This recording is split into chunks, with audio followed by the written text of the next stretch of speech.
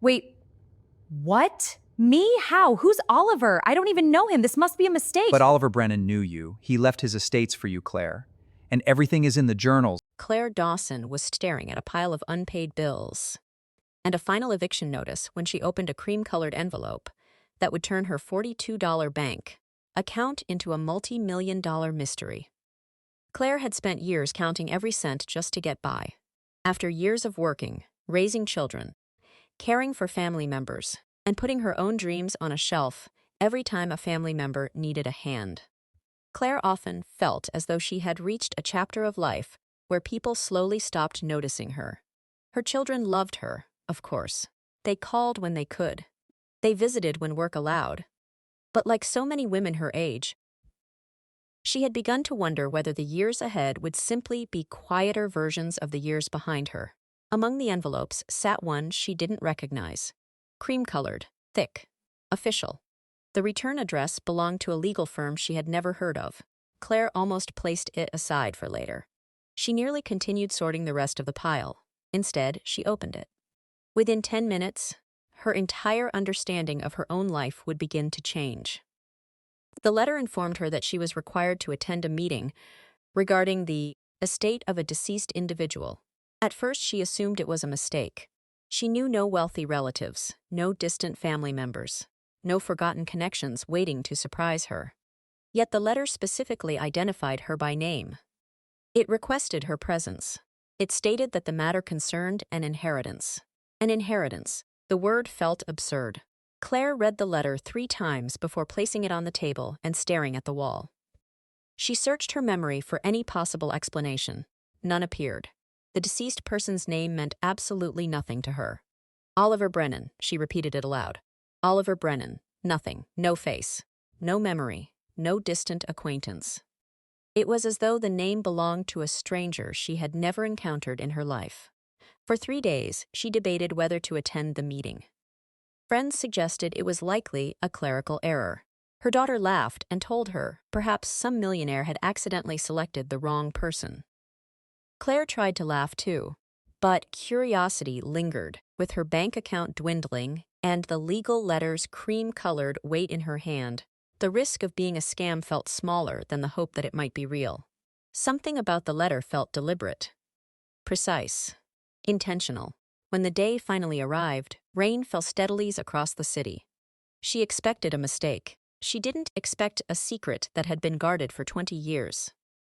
Claire entered the solicitor's office, expecting the mystery to be resolved within minutes. Instead, the mystery only deepened.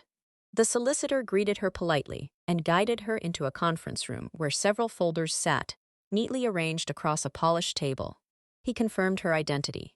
He asked several routine questions. Then he opened the largest folder and looked directly at her. "Mrs. Dawson," he said, "the late Mr. Oliver Brennan specifically requested that this meeting occur in person." Claire nodded slowly. The solicitor continued. "Mr. Brennan left instructions regarding the distribution of his estate. According to his final will and testament, you are the sole beneficiary." For several seconds, Claire simply stared at him. She expected clarification, an explanation, a correction. Instead, the solicitor slid a document toward her.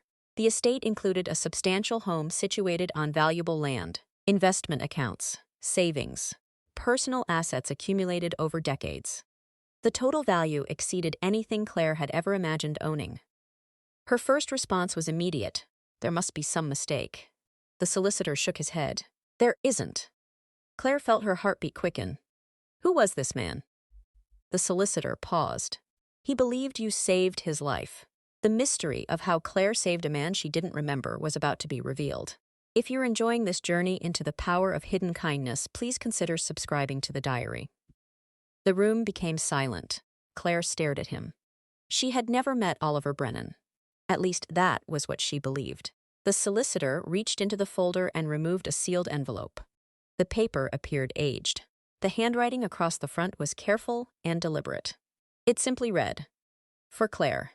The solicitor placed it in front of her. "He instructed us to give this to you personally." With trembling hands, Claire opened the envelope and unfolded the letter inside. The first sentence stopped her cold. "You probably don't remember me, Claire's eyes moved to the next line. Most people wouldn't. Then the next. 20 years ago, on a day that nearly became my last. You stopped and spoke to me when nobody else would. Claire felt a strange sensation move through her chest. A memory. Not a complete memory. Only fragments. A train station. Rain. Someone sitting alone. A face she could not quite see. She continued reading. You never knew my name. You never asked for anything. You spent less than 10 minutes with me before continuing your day. I doubt you thought about me afterward, but I thought about you for the rest of my life. Claire lowered the page. The room suddenly felt smaller. Because somewhere in the distance, beyond the fog of 20 years, a forgotten moment was beginning to return. We often forget the impact we have on others. If this story is touching you so far, hit the like button to help spread the message of kindness. And what she was about to discover would reveal a story neither she nor anyone else could have imagined. The letter sat folded on her kitchen table long after she returned home from the solicitor's office. Several times she picked it up and reread the opening lines, hoping that another reading might unlock a memory that remained frustratingly out of reach. Yet every attempt produced the same result. A faint impression of rain, a crowded train station, a man sitting alone, nothing more. The details seemed to exist somewhere beyond a locked door in her mind. What troubled her most was not the inheritance itself. It was the realization that someone she could barely remember had apparently remembered her every day for 20 years. That thought followed her through the evening and into the sleepless hours of the night. Long after the lights were off, Claire stared at the ceiling, wondering how a 10-minute encounter could become so important to another person's life while disappearing almost completely from her own. The following morning, she returned to the solicitor's office. She told herself she needed answers before making any decisions about the estate. The solicitor seemed unsurprised by her return. In fact, it was almost as though he had expected it. He welcomed her into the same conference room and placed several folders on the table. This time, there were no legal documents waiting to be signed. Instead, there were photographs, personal records, and copies of journals that Oliver Brennan had specifically instructed should be given to Claire after his death. Before she opened a single folder, she asked the question that had occupied her thoughts since the previous day. Why me? The solicitor paused before answering. Mr. Brennan anticipated that question. He opened a file and removed another handwritten note. The handwriting was unmistakably the same. Careful, deliberate, patient. Claire unfolded the page and began reading. If you are reading this, you are probably trying to understand why I never contacted you. I asked myself that question thousands of times. There were years when I wanted to thank you properly. Years when I rehearsed conversations that never happened. Years when I convinced myself I would finally introduce myself and explain everything. Yet, every time the opportunity appeared, I stopped myself, not because I forgot, because I remembered too clearly. Claire lowered the page and looked at the solicitor. What happened to him? She asked quietly. The solicitor leaned back in his chair. That story is largely contained in the journals. He gestured toward a stack of notebooks arranged neatly on the table. There are 23 of them. Claire stared at the collection. 23 journals, 20 years of writing, 20 years of memories, 20 years of a life she knew nothing about. She opened the first notebook. The earliest entries were difficult to read. Not because of the handwriting, but because of the pain contained within the words. Oliver wrote openly about loneliness. About losing his job during a period when he already felt disconnected from the people around him. He described months of uncertainty, financial hardship, and an overwhelming sense that he no longer mattered. While his circumstances were unique to him, many of the emotions felt familiar. Claire recognized the exhaustion, the quiet fear, the feeling of carrying burdens that nobody else could see. As she continued reading, a picture of Oliver slowly emerged. He had once worked in construction.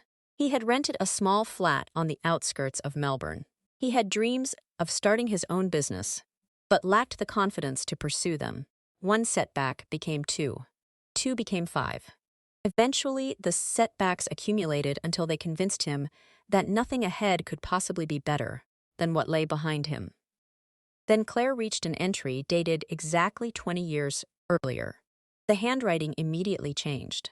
The words appeared rushed, uneven, as though they had been written by someone struggling to control their emotions. The entry began with a sentence that made her heart stop. "Today, I met the woman who changed everything." Claire read the line again. Then again, slowly she continued. "This morning I sat at Southern Cross Station for nearly 3 hours.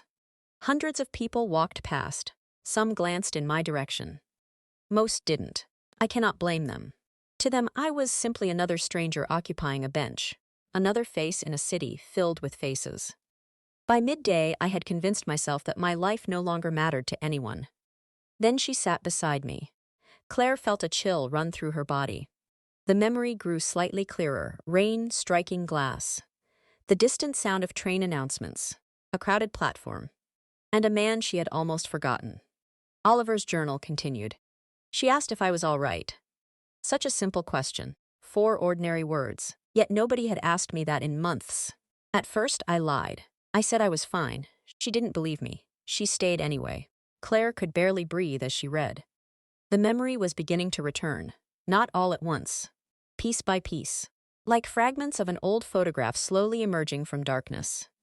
She remembered being late. She remembered noticing someone who looked completely defeated. She remembered sitting down for what she thought would be a brief conversation. And then she remembered something else. The man had been carrying a photograph he kept staring at before quickly putting it away whenever someone approached. Claire closed her eyes. The image suddenly felt vivid, real. For the first time in 20 years, she could almost see his face. What she still didn't know was why that conversation mattered so much. Because, according to the journal, the answer was something Oliver had never told her. Something he had kept hidden, even during those 10 minutes they spent together on that rainy afternoon. And as Claire turned the page to continue reading, she discovered that the truth about Oliver Brennan was far more heartbreaking than she could have. Claire sat motionless for several minutes after reading the last line. The conference room disappeared. The solicitor disappeared. Even the inheritance faded into the background. All she could think about was a version of herself she no longer recognized. A younger woman rushing between responsibilities. Late for somewhere. Tired. Distracted. Stopping for 10 minutes because something in her refused to keep walking. 10 minutes. She looked at the stack of journals again. 20 years. 20 years of growth. 20 years of ordinary mornings and difficult nights. 20 years of choices built on top of one conversation she had completely forgotten. She turned to the solicitor. "Did he leave anything else?" The solicitor nodded. "There is one final instruction." He opened a drawer and removed a small sealed package. It wasn't expensive. No polished presentation. Just brown paper tied with simple string. Claire untied it carefully. Inside was a worn photograph. Immediately, she recognized it. The same photograph from Southern Cross Station. The one Oliver had held in his hands 20 years earlier. A young girl smiling into the camera. School uniform, curly hair. On the back, in faded ink, were words written years ago. "For days I forget why I keep going." Claire stared at it quietly. Underneath the photograph was another envelope. This one had different handwriting. Messier, newer. She opened it. The letter began, "Hello, Claire. You don't know me. My name is Hannah. I'm Oliver Brennan's daughter." Claire read more slowly. "Dad told me about you my entire life. Not immediately. Not when I was young. But later. When we started speaking again. He said there was a day when everything could have gone differently, and that day involved a woman whose surname he never forgot. At first, I thought you must have saved him from a fire, or paid his bills, or done something dramatic." He laughed and said, "No. She bought me coffee and asked me one question." Claire felt her throat tighten. The letter continued. "When Dad became sick, I asked him once whether he regretted losing so many years. He thought about it and said something strange. He said, 'No, because losing years taught me how valuable ordinary kindness is.' And because if I had never sat at that station, I never would have learned something important. People don't remember your success. They remember how you made them feel when they thought nobody cared. Claire paused. Her eyes moved to the next paragraph. Dad kept that photograph because he thought it represented what he lost. But after meeting you, he stopped looking at it that way. He said it became a reminder of what he still had time to become. Then came the final lines. 1 month before he passed away, Dad asked me to promise something, he said. If Claire ever doubts whether she mattered, tell her this. She gave me something nobody else gave me. She treated me like my future still existed. Claire lowered the page. She looked again at the photograph. Then she noticed something she hadn't seen before. Tucked behind the old photo was a second one, a newer photograph. Oliver. Older now, standing beside Hannah. 2 children in front of them. Everyone smiling. Written underneath, found my way back. For a long time, Claire couldn't move. Not because she was overwhelmed by grief, but because she realized something she had never understood before. Her life had mattered, not because she had achieved extraordinary things. Not because she had become famous. Not because she left a legacy people could point to.